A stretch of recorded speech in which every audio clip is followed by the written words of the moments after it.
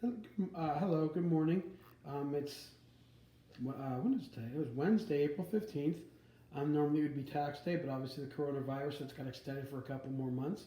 Also, welcome to the first day of the fourth marking period, the last marking period of your high school careers. So, there's about 44 days left in your high school careers for most of you. Some of you might try and come back again next year, but we'll see. I don't think that's true for anyone in terms of English. But as I said, we only got 44 days left or whatever it is. Hopefully, we'll get back before the end of the year, so you can have things like prom and graduation ceremonies and things like that. So let's all be hopeful about that. Also, let's think about the people who are having difficulties during this time, and keep them in our prayers and our thoughts, and wishing them well, and wishing them the best, and that things will get better. Um, what we're going to do today is we're going to read a long chapter.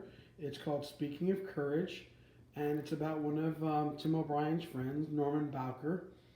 Norman Bowker made it through the war, but then when he got back home, his life was not what he expected it to be.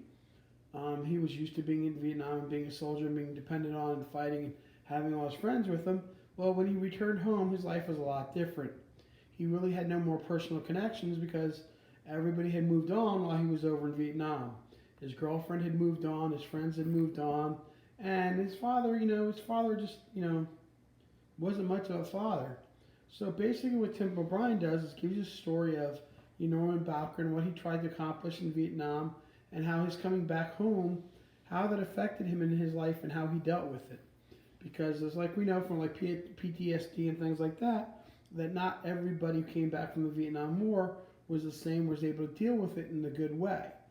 And Norman Bowker was one of those people. He didn't have like PTSD, but he had issues in how he was dealing with his life, and he had difficulty dealing with the new way, his new view of the world. So what I want you to do is read a chapter. It's in two parts because I didn't want to make the PDFs too big. If you can't, basically, if you're ever looking for reading, if you look on the team's page, it's under like it says files. Then if you click on files, you then look on. There's two folders, like folders with the things they carried, and you look in there, and there's two packets for Speaking of Courage, and you read Speaking of Courage, and then you complete the exercise. It's 10 questions.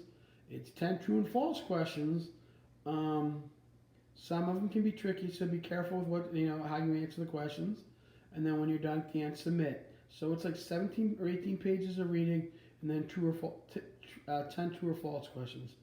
As I said, just watch what you're reading and stuff, and don't just guess. Try and get the answers right, please. We'd like to have a lot of exemptions on the final exam. Most of you have done pretty well. What I'm going to try to do today is like finalize what anybody's missing from like the third marking period. Just let you know, and do things like that, like post the grades. Hopefully, post some of the grade. Like I'll post the grades, and they can always change. Grades aren't finalized until April 23rd. But I'm trying to get just basically an idea of who turned in what and who didn't turn in what, and kind of let you know. But I'll try and finalize that today during the three classes. I'll be online at any time.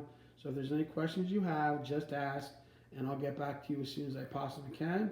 I have my phone with me. I might go back and forth, but I also have the computer app, so it'll be open all the time, and I'll get back to you. So read the chapter and then answer the questions.